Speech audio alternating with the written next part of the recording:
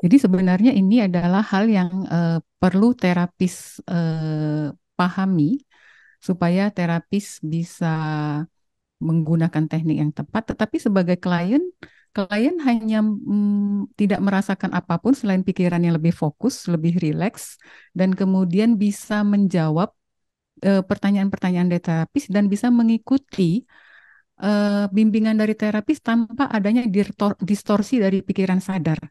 Kayak Ya, misalnya perintah sugesti untuk klien mundur ke masa lalu yang menjadi akar dari masalahnya. Dalam kondisi sadar normal, hal ini tidak akan mungkin dilakukan oleh pikiran bawah sadar klien karena pikiran sadarnya masih terlalu aktif atau dalam hal ini adalah fungsi logisnya ya, masih sangat aktif. Masa sih saya bisa mundur? Masa sih saya harus bisa menjadi saya menjadi kecil kan saya sudah dewasa. ya, Namun dalam kondisi hipnosis di kedalaman tertentu pikiran fungsi logis ini sudah menurun sekali sehingga ketika mendapatkan bimbingan pikiran bawah sadar ini bisa membawa klien untuk mengalami pengalaman-pengalaman yang memang menjadi akar masalahnya. ya, Jadi sebagai klien sih mungkin tidak mengetahui tadi ya yang hal-hal yang Pak Adi katakan apakah negatif auditory, ya, kemudian juga adalah kemudian ukuran-ukuran baik fisik maupun mental.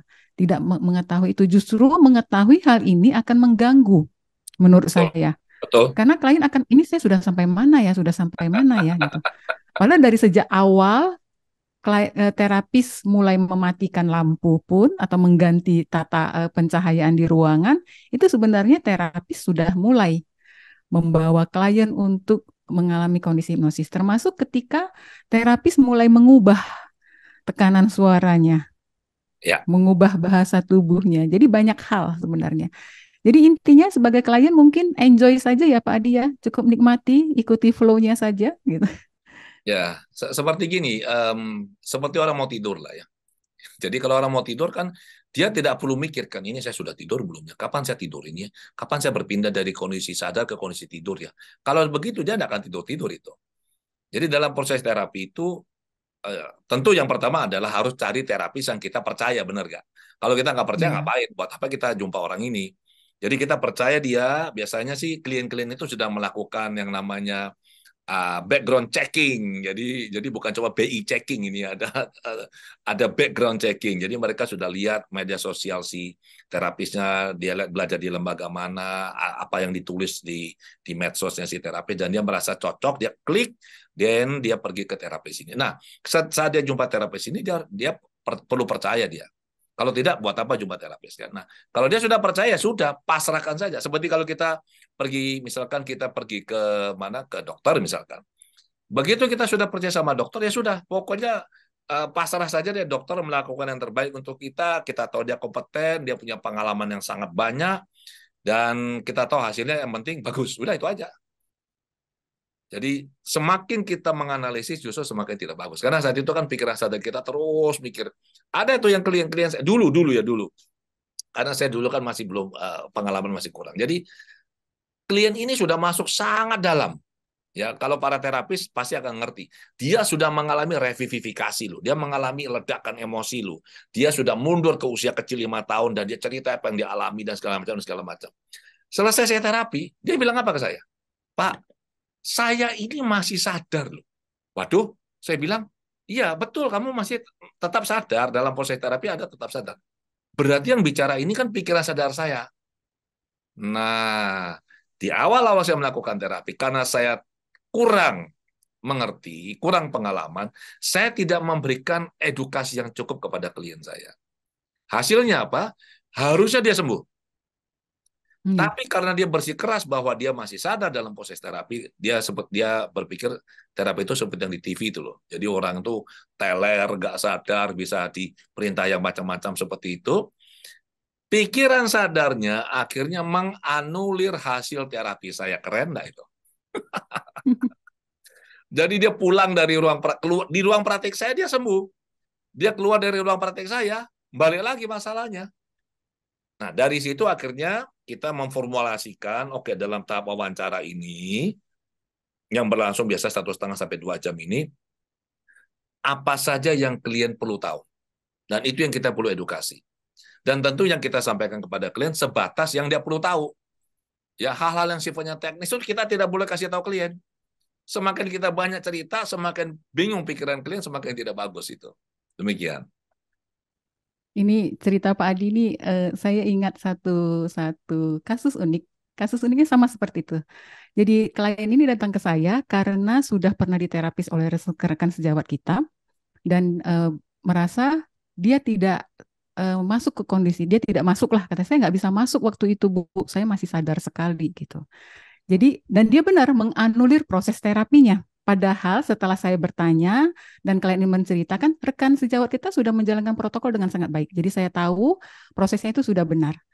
Tapi barangkali pada proses pengedukasian kedalaman ini antara rekan sejawat kita menyampaikannya kurang tepat atau klien yang kurang paham karena sebenarnya menyampaikan ini kan juga bagian dari qualifying kita. Proses Ya bagian wawancara, hal yang ya. memang kita beritahukan kepada klien tapi sebatas yang klien perlu tahu. Ya. Lalu dia menganulir sehingga dia merasa, klien masih merasa saya masih bermasalah karena kemarin terapinya itu kurang afdol karena saya nggak masuk katanya. Tak Lalu pingsan setelah ya. datang ke saya, ya dia datang ke saya dalam kondisi masalahnya belum selesai. Lalu saya edukasi mengenai kedalaman bahwa sebenarnya sudah dilakukan, sudah benar yang Bapak alami itu sudah benar. Dan setelah itu sebelum saya tidak melakukan terapi apapun, saya hanya mengedukasi soal pengalaman hipnosis sehingga klien lebih memahami tentang kondisinya sendiri. Lalu masalah itu jadi sembuh sudah. Jadi dia sudah bisa menganulir, dia sudah terapi sudah sembuh, dia menganulir hasil terapinya dengan pemahaman yang benar, hasil terapinya kembali lagi. Hebat ya. Jadi saya tidak melakukan terapi apapun. Saya hanya mengedukasi tentang kondisi hipnosis. Nah, Luar yang biasa. saya ingin sharing di sini adalah sedemikian hebatnya ternyata pikiran bawah sadar kita dan sedemikian agak kurang cerdasnya sebenarnya pikiran bawah sadar kita. Udah hasil baik-baik, dianulir, dan kemudian setelah diberi pemahaman, disembuhkan kembali. Jadi sebenarnya yang menyembuhkan itu bukan hipnoterapis loh. Sebenarnya adalah pikiran klien sendiri loh, pikiran Anda sendiri loh. Betul. Jadi ini yang saya selalu wanti-wanti kepada pengingat untuk diri saya sendiri juga dan juga kepada para hipnoterapis AWGI ya, bahwa yang menyembuhkan klien itu adalah dirinya, bukan kita sebagai hipnoterapis. Kita ini fungsinya hanya sebagai fasilitator, kita membantu ya.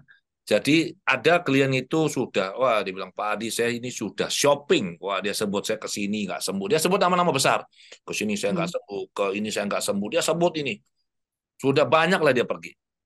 Terus jumpa saya, dalam satu sesi sembuh, hebat dong saya kalau kayak gitu kan? Iyalah saya kok, enggak, bukan begitu saya bilang. Saya nggak hebat saya bilang, dia bilang wah berarti bapaknya, dia bilang enggak. Semua proses yang telah Anda jalani ini tetap berdampak di dalam dirimu, tetap ada. Cuma, nah saya bilang gini, Anda bayangkan diri Anda seperti sebuah batu besar ini, ya, batu ini. Anda pergi terapi, entah dengan cara apapun lah, dibantu oleh orang-orang ini ya, itu seperti sudah dipukulin pakai bodem itu, pakai amar palu besar, boom pukul sini. Kelihatannya baik-baik saja, sebenarnya enggak, di dalam sudah mulai retak gitu loh. Dipukulin di sini, pukulin di sana. Anda tidak melihat perubahan, tapi di dalam tuh sudah ada, sudah terjadi sesuatu. Kebetulan, saya bilang, kebetulan jumpa saya, dan saya pas pukul sekali, tus begitu, langsung pecah batunya. Bisa jadi Anda jumpa orang lain, nah harus saya bilang, dan dia melakukan hal yang sama, dan Anda sembuh, saya bilang. Jadi, apapun yang sudah kita lakukan, kita minta bantuan siapapun, sedikit banyak itu pasti berdampak. Nah, ini yang kita harus hati-hati. Apabila kita sudah bisa membantu orang, satu sesi sembuh, dua sesi sembuh, kasusnya yang berat bertahun-tahun itu ternyata ditangani satu dua sesi sembuh, hipnoterapis pemula ya. Kalau saya yakin kalau kayak Christine dan teman-teman yang sudah senior itu pasti sudah ngerti. Biasanya, ini termasuk saya juga dulunya, ya mentang-mentang sudah bisa bantu orang, nah, biasanya egonya menggelembung. Wih, langsung saya kok gitu kan. Jadi merasa klien itu sembuh karena saya, dan itu salah. Klien sembuh karena dirinya, dan memang sudah waktunya dia sembuh. Jadi kalau misalkan dia tidak sembuh, ya sudah, jangan juga kita berkecil hati. Yang penting kita sudah melakukan upaya maksimal, benar gak? Ya, dan kalau dia sembuh, saya bilang ya, yang menyembuhkan adalah satu, kamu mendapat izin dari yang atas untuk sembuh. Kedua, dirimu mengizinkan untuk sembuh. Jadi kami hanya membantu. Demikian. Ya, penjelasan Pak Adi tadi berkaitan dengan pertanyaan dari teman kita selanjutnya nih. Apabila sudah menjalani 4 sesi hipnoterapi tapi belum sembuh, apakah itu artinya hipnosis ini atau hipnoterapi ini gagal? Menurut Pak Adi bagaimana? Jadi begini, sekali lagi, ya, terapi ini kontra upaya, bukan kontra hasil. Jadi hipnoterapis kita ini melakukan upaya maksimal berdasar pendidikan yang telah kita jalani, berdasar pengalaman yang telah kita dapatkan, membantu klien-klien sebelumnya. Jadi kita melakukan upaya maksimal. Kalau sudah 4 sesi, kalau saya biasanya nggak perlu 4 sesi. Di sesi kedua itu saya sudah tahu, saya bisa bantu atau tidak. Ini bisa Ya, lanjut atau tidak. Biasanya, tahu lah, Christian juga pasti ngalamin, ini saya tidak boleh mengatakan bahwa klien ini yang bermasalah sehingga dia tidak bisa sembuh, itu tidak boleh ya. Saya akan bilang saya tidak kompeten untuk membantu klien ini. Kemampuan saya itu masih kurang. Jadi biasanya di sesi kedua saja saya sudah tahu, saya akan bilang sama klien saya nggak bisa lanjut. Saya rekomen Anda perlu cari orang yang lebih kompeten untuk yang Anda lebih nyaman untuk Anda bantu. Nah, kalau sudah 4 sesi nggak sembuh, nah seperti tadi cerita nih, bola dari batu ini ya. Proses ini tetap berdampak, tetapi belum mencapai hasil seperti yang kita harapkan. Saran saya jangan putus asa. Cari lagi bantuan orang lain. Ya saya ingat benar salah satu guru saya, ini saya bukan bicara guru hipnoterapi, ini ada satu guru saya yang mengajari saya soal energi medan morfik, yang macam-macam lah. Ini dahsyatnya luar biasa orang ini. Ya. Jadi dia bilang begini, saya ini ya walaupun begini pinter ya soal, waduh pokoknya dia jago banget lah. Soal energi, soal struktur tubuh manusia, soal sistem, luar biasa. Dia bilang, saya punya masalah di lutut kanan saya ini. Ini saya sudah coba segala cara yang saya tahu, yang saya bisa lakukan, tidak bisa sembuh. Sampai dia pergi ke Rusia, membuat sebuah workshop di sana, dan dia jumpa seorang dokter di sana. Ya, dokternya sudah meninggal ya. Dokter ini menggunakan teknologi yang berbeda. Dia menggunakan mapping foto, entah bagaimana diambil apanya lah, dia punya apa jejak-jejak digital bagaimana lah, saya tidak ngerti lah. Pokoknya very complicated, dimasukkan ke dalam suara dan suara itu dimasukkan ke dalam sebuah alat, nanti itu akan bisa bunyi. Krek, krek, krek, krek, krek, krek, gitu. Nah, ternyata itu sifatnya terapeutik. Dia pakai malam ya, besok pagi dia sembuh. ya, Artinya apa? Kalau misalkan kita mencoba sesuatu cara ya, dan itu nggak berhasil, bukan berarti kita nggak bisa sembuh. Artinya, modalitas, cara yang kita gunakan untuk menyembuhkan diri kita belum bisa. Maka kita harus coba cara lain. Misalkan ini satu contoh ini ya. Um, soal alergi. Alergi kan biasanya orang bilang kan dari sisi medis alergi karena ini, betul kan? Nah, penanganannya seperti ini. Tapi kalau misalkan kita sudah coba dan kita nggak bisa, ya kita bisa coba alternatif yang lain dong, benar nggak? Kan manusia itu kan sangat kompleks, sistemnya kan macam-macam. Ada yang bermain di level energi, ada yang bermain di level molekuler, ya, ada yang bermain di struktur dan macam-macam. Intinya adalah jangan putus asa, tetap berupaya. Demikian. ya. Saya juga setuju dengan yang Pak Adi sampaikan, karena bagaimanapun semua manusia itu berhak untuk bahagia, ya, siapapun di muka bumi ini. Saya ingin sharing ada beberapa kondisi di mana setelah dilakukan beberapa sesi atau 4 sesi, tetapi hasilnya belum maksimal atau masih belum sembuh. Dari pengalaman saya ada 3 hal. Satu tadi tidak jelas yang dimaksud dengan kondisi sembuh itu apa. Ya. Gitu. Kedua adalah klien mengalami yang namanya secondary gain. Artinya ada manfaat yang tanpa dia sadari. Sekali lagi dia tidak menyadari. Ada manfaat yang bawah sadarnya, pikiran bawah sadarnya pegang dengan dia mengalami masalah ini. Kalau masalah ini tidak dialami oleh klien, manfaat ini juga hilang. Nah, pikiran bawah sadar tidak mau kehilangan manfaat ini. Contohnya misalnya begini. Ada satu klien saya, dia punya GERD, jadi penyakit di perut, di pencernaannya. Dia terjadi karena dia menjalani hidup yang bukan hidupnya. Jadi dia dipaksa untuk melanjutkan usaha orang tuanya dan ini bukan passion dia. Lalu suatu ketika dia sakit, GERD ini, dan ini membuat dia harus istirahat. Dan orang tuanya menerima dia untuk tidak bekerja, melanjutkan pekerjaan ini. Bawah sadarnya tahu kalau dia sembuh, dia harus menjalani hidup yang bukan hidupnya. Jadi pikiran bawah sadarnya itu menolak untuk bekerja sama.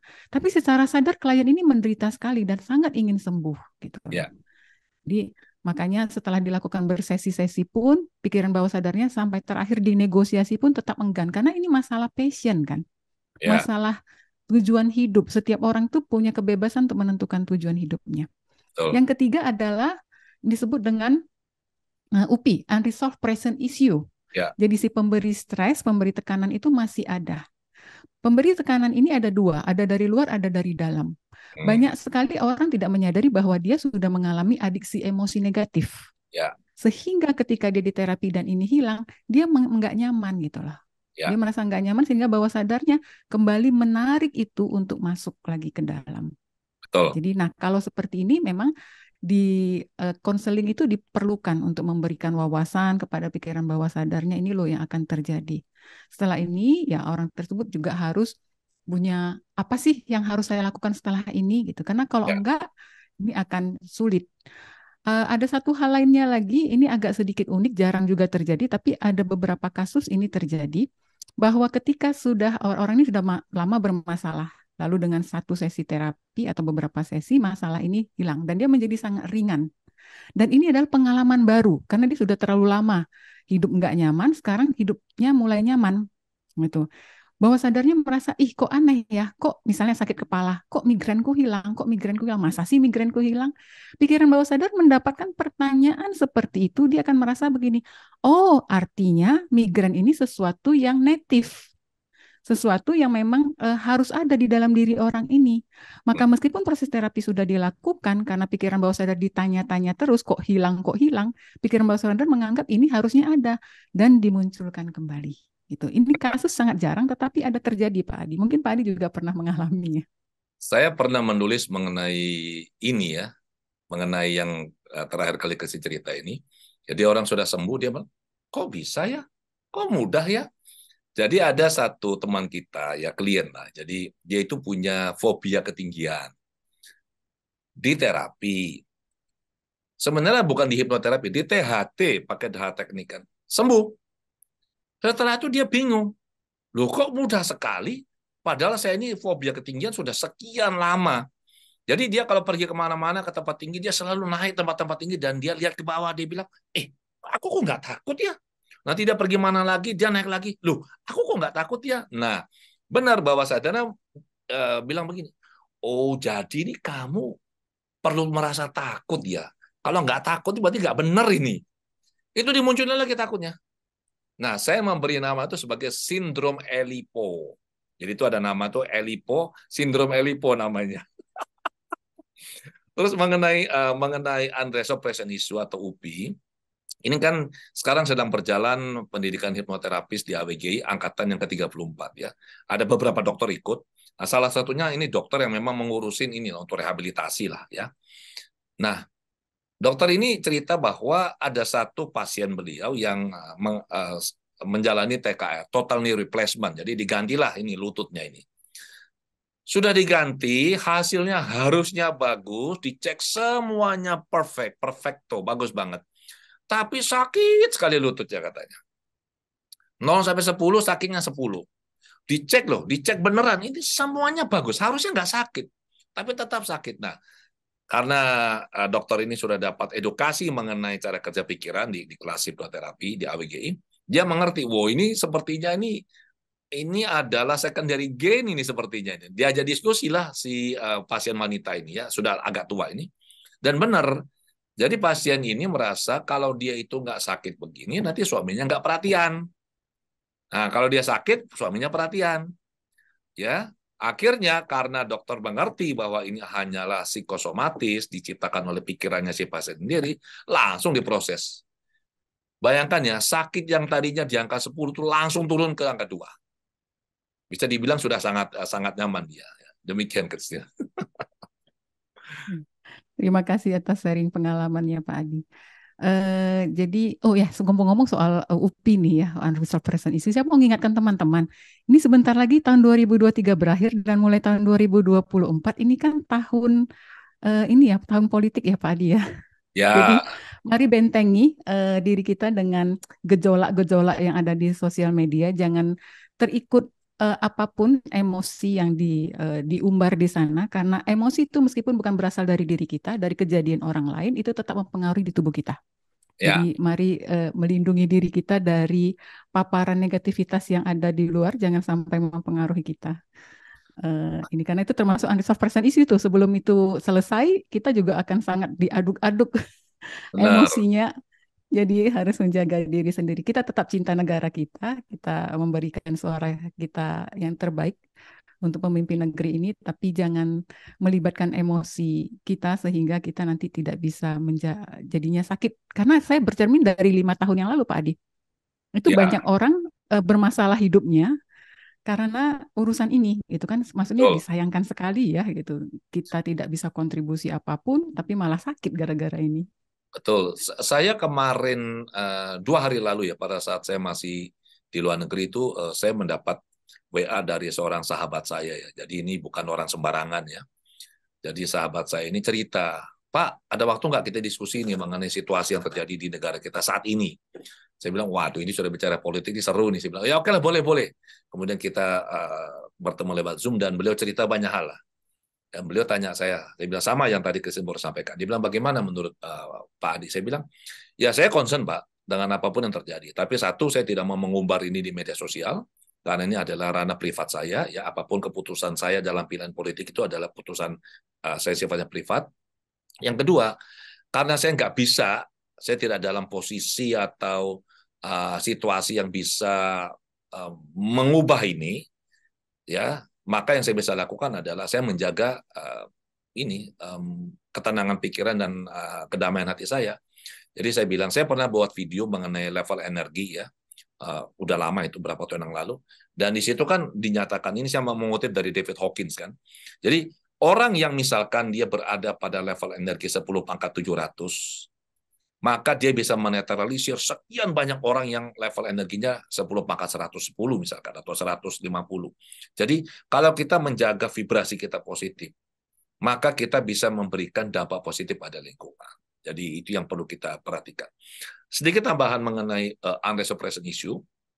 Kemarin itu di salah satu peserta SCH tanya saya, kan mereka setelah ikut pendidikan di minggu kedua, mereka sudah dapat materi lebih dalam, lihat saya melakukan live terapi, nonton video-video terapi.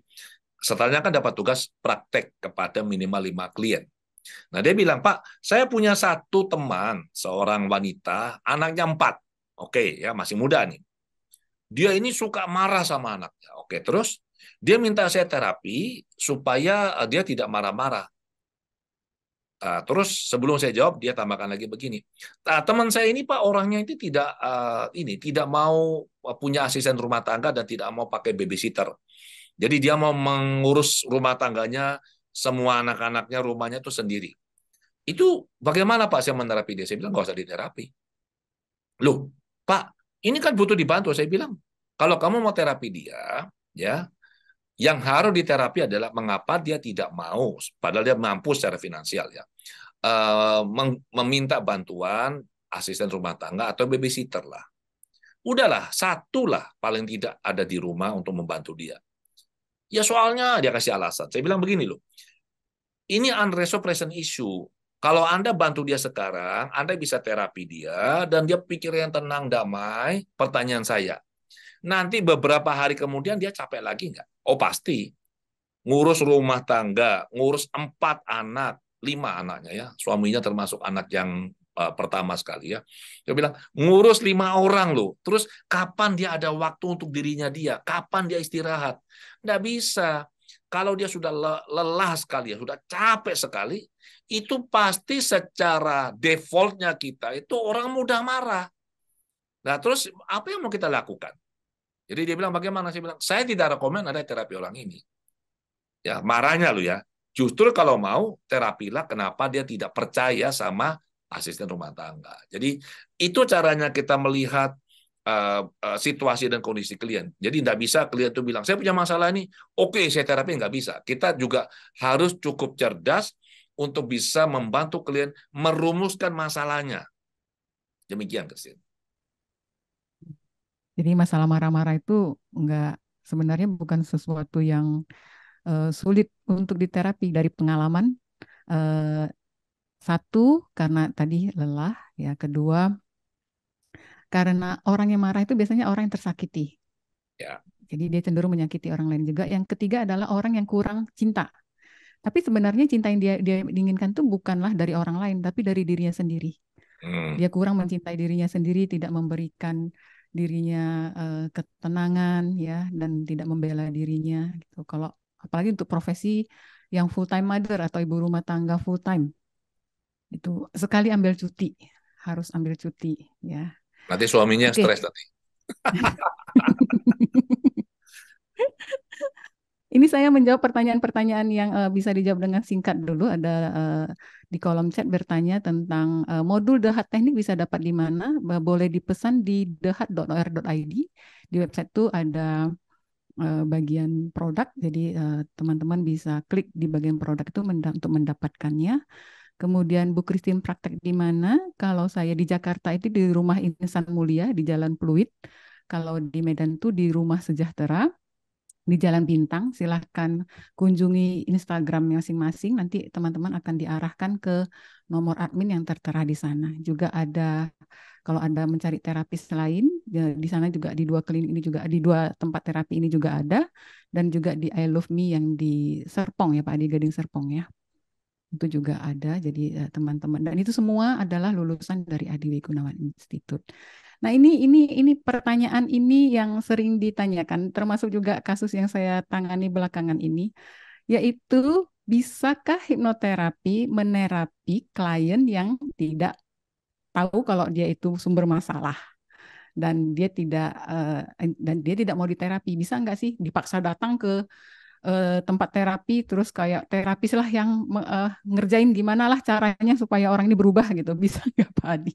Saking keselnya udah keluarganya sama dia. Saya sih berharap saya bisa melakukan itu sih. Saya berharap sih. Tapi buktinya nggak bisa. Jadi terapi ini butuh kesiapan dan kesediaan. Ya, jadi dia harus bersedia. Harus ada willingness, kemudian ada readiness. Dia harus bersedia dan dia harus siap. Kalau orangnya tidak bersedia, nggak bisa. Ibaratnya begini loh. Anda bawa sebuah, ini metafora ya, analogi. Anda bawa ke saya sebuah laptop. Laptopnya Anda ini katakanlah sudah lemot sekali, ada masalah. Anda minta saya melakukan katakanlah cek periksa ini apakah ada virus ataukah ada apalah. So, saya buka laptop Anda. Begitu laptop dibuka kan harus masukkan password ini. Biasa kan begitu kan ada lock screen-nya atau apanya gitu kan. Nah, saya tidak dikasih password, maka saya nggak bisa masuk. Orang yang mau diterapi, dia harus bersedia. Masalahnya adalah dia seringkali merasa bukan dirinya yang bermasalah, kan begitu. Dia merasa orang lain yang bermasalah. Nah, saya biasanya akan bertanya kepada keluarganya atau orang yang mau si X ini diterapi, apa sih duduk persoalannya? Dia mulai cerita nih. Begitu dia cerita, akhirnya saya kan bisa menilai, oh, berarti yang memang bermasalah Anda, bukan dia. Seperti kayak ada anak-anak katakanlah anak remaja, mamanya minta saya terapi anaknya. Waduh Pak Adi, anak saya begini, anak saya begitu. Saya dengerin ceritanya. Makin saya dengerin, saya mulai membuat simpulan sudah. Saya bilang, Bu, Ibu mau nggak anak Ibu berubah? Oh sangat mau, Bapak kapan bisa terapi? Saya bilang, enggak. Yang butuh terapi itu Ibu. Kenapa? Ya anak Ibu seperti ini gara-gara perilakunya Ibu, sikapnya Ibu. Kenapa? Mamanya itu suka nyinyir. Tahu nyinyir ya? Ngomong aja terus saja, anak tuh didesak saja. Misalkan ini, kakak mandi ya, ini anak saya mandi. Kakak mandi ya, nanti Bu. Loh kenapa kok nanti? Ya ini sekarang saya lagi chatting sama teman. Loh kok nggak sekarang aja? Ya nanti habis chatting saya mandi kira-kira 5 menit. Oh sekarang aja kenapa sih? Terus didesak, lama-lama anaknya kesel, ditutup itunya, nggak mau ketemu mamanya. Nah di sini mamanya bilang anaknya bermasalah. Jadi ya Intinya kalau anaknya tidak mau nggak bisa, udah itu aja. Saya teringat satu kasus yang saya tangani juga karena seperti ini. Jadi anaknya itu saking stresnya sudah mau nyerah hidupnya, sudah mau bunuh diri. Terus si ibu chat ke saya, Bu Christine, anak saya mau bunuh diri, bisa nggak dibantu? Saya bingung kan Pak, kan maksudnya mau membantu anaknya untuk bunuh diri atau bantu apa nih? Itu kalau Tapi kita oke. biasa menganalisis diksi ya, ya anak saya nih sudah 5 kali gagal bunuh diri. Ibu bisa bantu nggak? Nah, ini maksudnya bantu berhasil atau gimana? Bantu supaya dibuat sukses gitu. Terus saya bilang, oke saya kasih jadwal kan.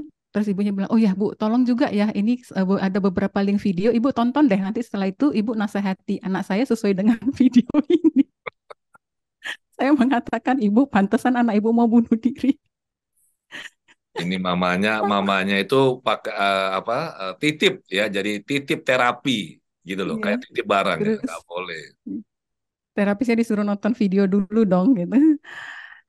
Ya, ini juga permasalahan sih. Remaja menurut saya adalah fase di mana mereka perlu didengarkan lebih banyak gitu. Dan Ya, seringkali orang tua tidak tahu caranya mendengarkan.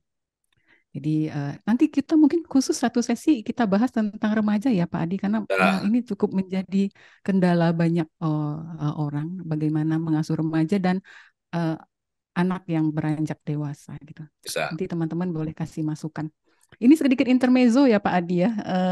Ada pertanyaan begini, apakah hipnoterapi bisa membuat ini tadi sukses di saham, trading saham, jadi trader saham? Bisa nggak hipnoterapi membuat orang sukses sebagai trader saham? Jadi begini, kalau ditanya bisa, jawabannya bisa aja. Tapi kita harus tahu loh ya, bahwa yang namanya trading ini faktor psikologisnya sangat dominan. Oke, jadi bagaimana saya bisa tahu? Karena saya juga trader. Jadi faktor psikologisnya sangat-sangat dominan. Seringkali kita ini dikuasai oleh fear dan greed, betul kan? Kita Hmm. takut, jadi kita takut rugi, ya, dan kita serakah mau dapat sebanyak-banyaknya.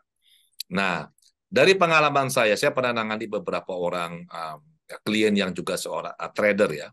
Jadi sabotase diri itu sering terjadi. Jadi misalkan ini kisah nyata ini. Jadi dia menganalisis ini, wah saham ini yang dia perkirakan ya setelah dia analisis ini akan naik. Dia kasih tahu teman-temannya, teman-temannya beli, dia enggak. Teman-temannya untung dia tidak. Nah, pada saat misalkan dia merasa ini sudah waktunya dia harus beli, ternyata itu pas saat itu harganya sudah mulai jatuh, dia tidak tahu. Analisisnya salah.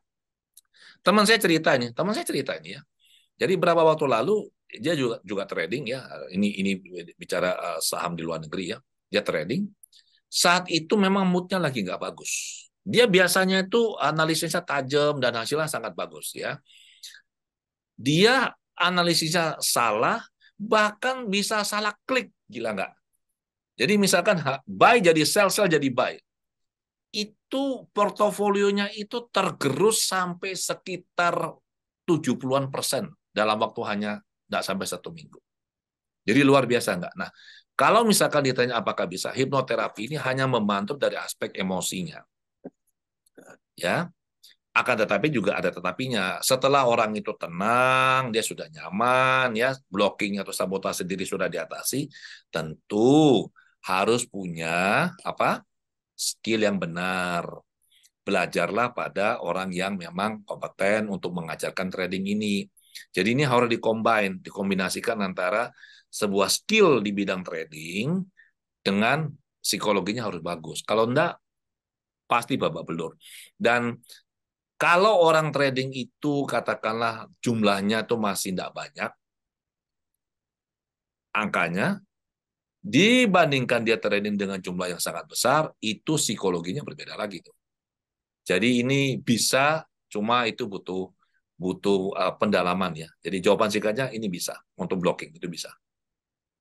Ya, kalau ada blocking di sana, tapi kalau menurut saya trading ini adalah kita berhadapan dengan pengelolaan emosi dan kita harus di saat yang bersama emosi dan logika kan berbalikan. Betul. ya. Dan di saat bersamaan kita harus menggunakan logika. Jadi yang dikelola itu adalah emosi, ya, yaitu fear dan greed tadi, dan kita harus menggunakan logika. Kemarin saya bertemu ini teman-teman tolong pahamin kalimat saya ini dengan bijaksana. Jadi ada satu klien yang juga ini kalau saya ikut seorang pengajar untuk ngajarin saya saham, hal logis pertama yang saya minta adalah si pengajar membuka portofolionya. Jadi saya harus tahu jam terbangnya, bukan jam terbang mengajar loh ya. Jam terbang sebagai trader dan hasilnya seperti apa saya harus tahu dulu. Itu pun tidak bisa menjamin karena pasar itu dinamis sekali. Tapi setidaknya itu screening pertama saya.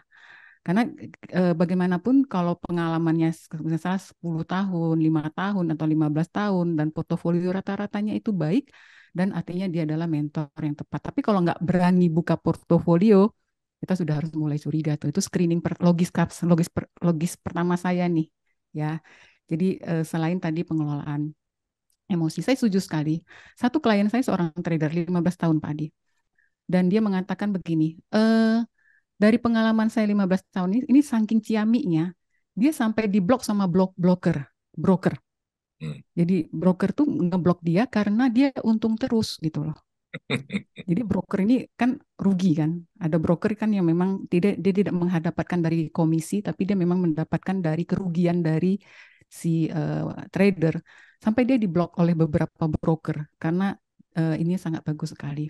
Dan dia sharing kepada saya, memang pengelolaan emosi. Jadi dia yang sharing ke saya itu bukan teknik, Bu, kata lupakan teknik. Teknik itu hanya 5%. 95% itu adalah pengelolaan emosi. Jadi yang dia ajari ke saya itu adalah pengelolaan emosinya, Pak Adi. Teknik, kamu gampang, Bu. Apa saja tekniknya, kalau pengelolaan emosi kamu udah benar, apapun tekniknya pasti berhasil. Jadi ini benar-benar sebuah seni apa ya?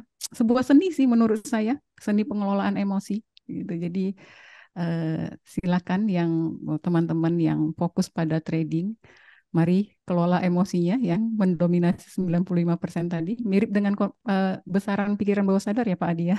Ya, Iya. Jadi ini. Nah, berikutnya kita masuk dulu ke ini kali pembahasan tentang manfaat hipnoterapi sih ya. Tadi kita cerita tentang hipnoterapi. Sebenarnya apa saja sih masalah yang bisa diatasi dengan hipnoterapi, Pak Adi? sangat banyak. Jadi kelompok besarnya adalah hipnoterapi ini sangat efektif ya dari pengalamannya kita selama ini untuk mengatasi hal-hal atau masalah ya yang berkaitan dengan emosi dan perilaku. Dan ini kalau bicara emosi dan perilaku bisa banyak sekali. Adiksi salah satu ya, kemudian regulasi emosi, orang yang mudah marah, yang sering panik, tidak percaya diri, harga dirinya rendah, prestasinya tidak bagus, sulit bersosialisasi, dan seterusnya, dan seterusnya, dan seterusnya. Ini bisa dibantu diatasi dengan hipnoterapi, dan ini nggak sulit. Gambaran besarnya seperti itu. Nah, ini ada satu pertanyaan yang sesuai dengan penjelasan ini. Apakah hipnoterapi bisa mengubah orientasi seksual seseorang? Jawabannya adalah orangnya bersedia dibantu, enggak? Itu dulu. Mm-mm. Kalau orang itu bersedia, jadi begini ya, ada beberapa pandangan mengenai orientasi seksual ya. Jadi saya juga dapat nggak tahu dari mana lah algoritma Facebook itu kalau saya lagi malam-malam saya lagi lihat-lihat itu kok ya muncul perdebatan di Amerika tuh soal ya kasus-kasus beginilah di parlemen lah di mana lah rame banget. Tapi intinya begini, ada satu kubu yang menyatakan bahwa orientasi seksual ini dipengaruhi oleh faktor fisik gitu loh. Ya, nah saya tidak mau masuk ke sana karena ini bukan wilayah saya. Saya bukan dokter, saya bukan apalah, saya tidak mau masuk ke sana. Saya cerita saja yang saya pernah bantu. Saya pernah membantu orang yang lesbian, itu bisa selesai. Saya bantu orang yang gay, ya, homoseksual, bisa.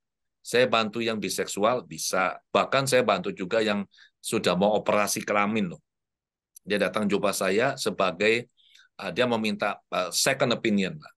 Saya lihat dia laki-laki tulen ini, tapi dia agak lembut dan dia ingin pergi ke Thailand untuk operasi. Dia sudah cari tempatnya di mana ya. Nah, sebelum dia ke sana, dia minta pendapat saya. Saya bilang, Anda pergi aja ke dokter untuk diperiksa hormonnya. Dan hasilnya tuh memvalidasi dia laki-laki tulen. Secara fisik dia tulen. Tapi mengapa dia kewanita-wanitaan dan dia tuh kepingin jadi perempuan? Saya bilang, nah, kalau hardware-mu ini adalah laki-laki tulen, dan kamu ada dorongan menjadi seorang wanita, atau sebaliknya ya, ini sudah bicara software. Nah, ini nanti kita bisa bahas secara lebih mendalam, nanti kita bisa bikin di inilah sesi kita membahas mengenai ego personality ya, ini sangat menarik. Jadi intinya adalah pada klien-klien ini, bukan masalah fisiknya, katanya masalah gennya lah, apalah DNA, saya nggak masuk ke sana.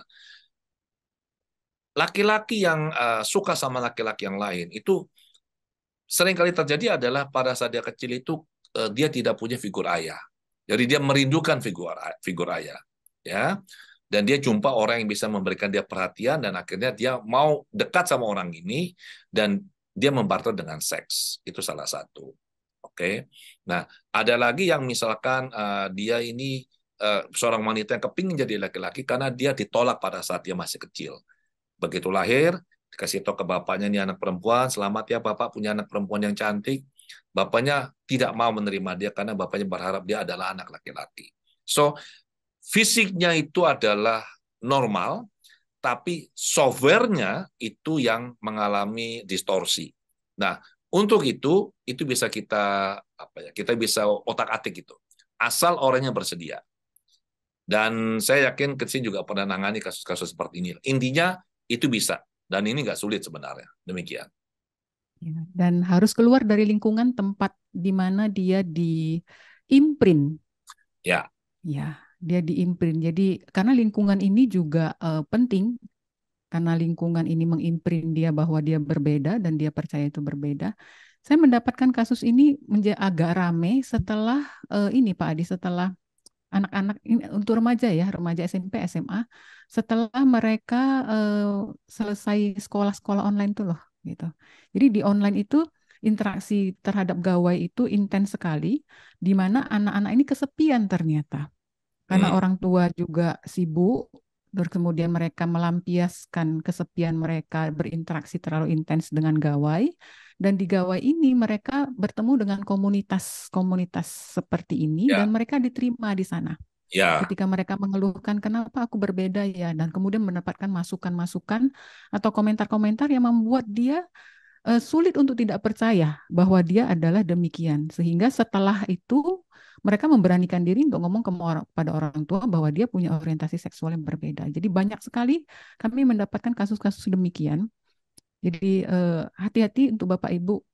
Sekarang ini banyak sekali kelompok-kelompok sosial di media sosial itu memberikan, menampung aspirasi anak-anak kita yang demikian, maka anak-anak kita itu harus didampingi sebenarnya. Mereka berinteraksi, bersahabat dengan siapa saja di media sosial gitu. ya. Jadi bukan cuma teman-teman yang mereka ajak hangout saja, tapi yang di media sosial itu juga penting.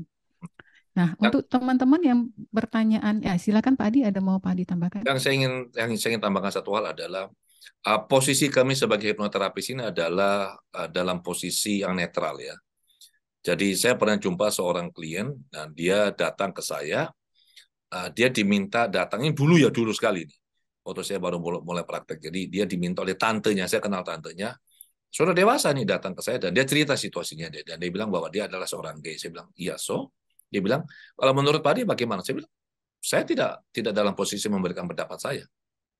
Karena kalau saya memberikan pendapat, itu berarti saya sudah mulai mengimpose, mengimprint nilai-nilai value-nya saya kepada diri kamu," saya bilang.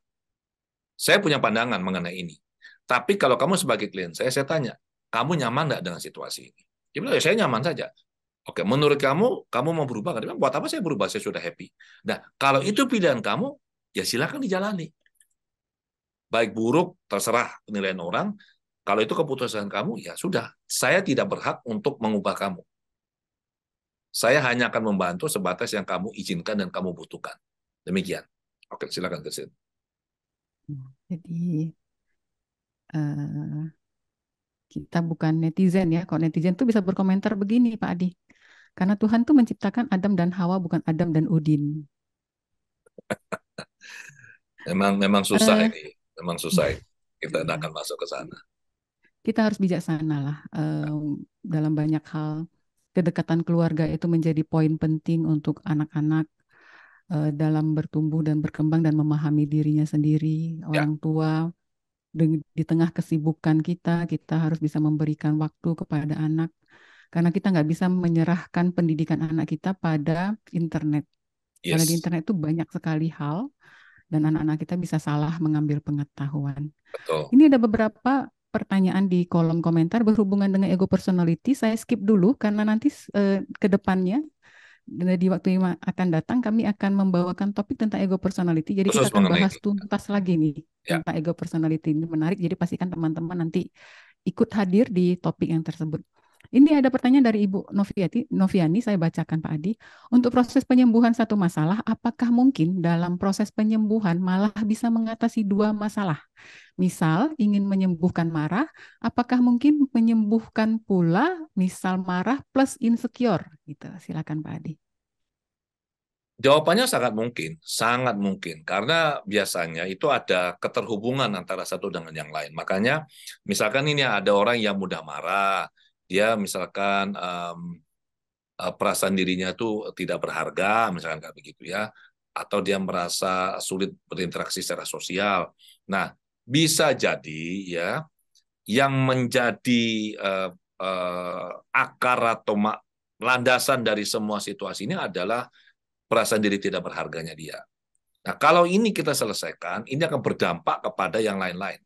Dan ini yang disebut dengan dampak ikutan ya. Jadi kita memproses A, yang lain juga tanpa disadari, tanpa dalam tanda kutip disengaja, itu juga teratasi. Itu sangat bisa, sangat bisa. Tapi selalu fokusnya dalam satu sesi itu, kita hanya fokus pada satu masalah saja. Kenapa? Supaya nggak pecah-pecah.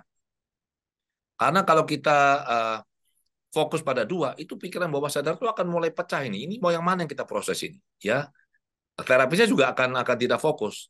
Kalau kita fokus hanya pada satu, boom, itu akan sangat mudah diselesaikan. Demikian. Oke.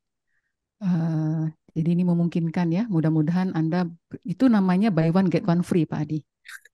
Jadi mana tahu Anda dapat promo demikian itu promo tidak dari ini ya, tidak dari tempat terapi ataupun dari terapisnya ya, tapi dari bawah sadar Anda Ya, ya. Tolong lewat get. dicatat. Jadi jangan nanti Bu Christine saya mau terapi yang buy one get one free bisa? Nggak bisa. Itu dari bawah sadar Anda bukan dari saya ya. Tolong dicatat dulu. Kalau mau kalau dari bawah sadar Anda bersedia, saya juga dengan senang hati loh.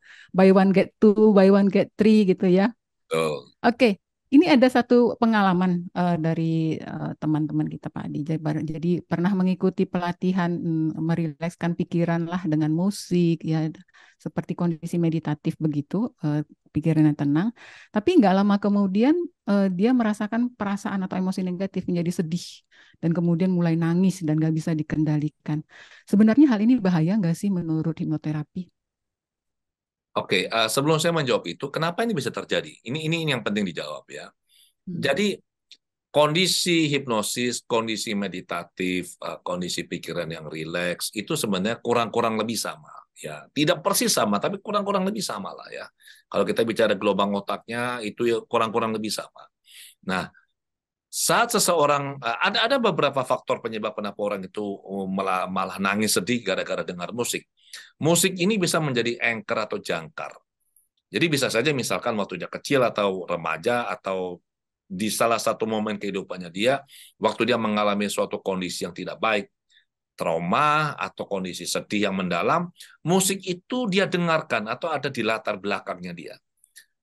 Maka oleh bawah sadar, musik ini dihubungkan, terjangkar kepada emosi ini. Nah, kalau misalkan dia mendengar musik ini tanpa dia sadari, itu sebenarnya dia mengakses kembali kejadian masa lalunya. Ini satu kemungkinan. Kemungkinan kedua, waktu kita tuh rileks ya, itu kan dari gelombang dominan beta. Kita kan dalam satu saat itu kan kita memproduksi uh, delta, theta, alfa, beta. Ya, kondisi sadar normal, ya ini semua gelombang ini diproduksi dalam suatu saat ya. Yang dominan adalah betanya. Begitu kita sudah mulai rileks, kita kan dominan betanya sudah mulai berkurang, pikiran sadar kita semakin rileks, maka kita dalam tanda kutip ya, kita mulai turun ini. Turun, lebih dominan itu adalah theta dan delta. Nah, theta ini tempatnya memori. Ini yang saya pelajari waktu saya ketemu dengan Anna Weiss, saya belajar main mirror ya. Jadi, pada saat kita dalam tanda kutip sekali lagi, kita tuh turun, di situ kita bisa jumpa sampah-sampah emosi yang selama ini kita tidak tahu ada atau tidak pernah kita proses. Nah, kalau ini yang terjadi, maka kita bisa mengalami abreaksi atau katarsis secara spontan. Jadi bisa muncul emosi dan nangislah, sedihlah, atau apapun ini. Apakah ini berbahaya? Jawabannya bergantung.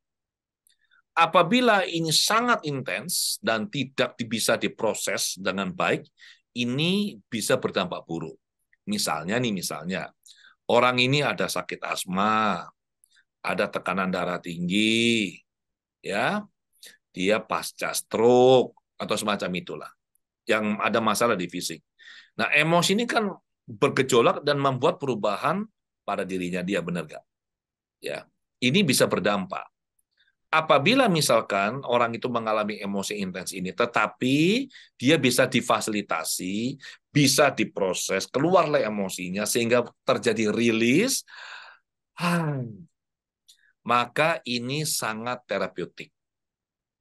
Ya, ingat, katarsis atau abreaksi ini adalah satu hal. Dia bisa membuat ringan perasaan kita, tapi ini tidak terapeutik loh. Dia akan Hmm. terapeutik kalau difasilitasi dan diproses dengan benar. Makanya banyak kan Hmm. orang itu, ini juga beberapa klien saya ya, sudah ikut retret nih. Ikut retret lah, ikut inilah, ikut itulah, ada yang 5 hari, 3 hari. Di retret itu dia lega, enak banget.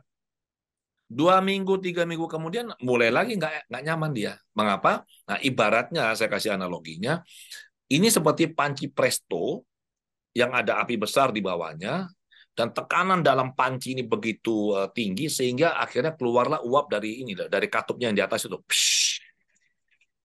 Nah, itu rilis tekanan mental ya. Kalau ini kita bisa nangis, kita bisa macam-macam lah, histeris seperti itu. Kita akan merasa lega, tapi ini sifatnya hanya temporer. Mengapa dia dalam tanda kutip akan kambuh lagi? Karena api di bawah potnya ini, di bawah pancinya belum dimatikan. Nah, solusinya itu apinya harus dimatikan. Demikian.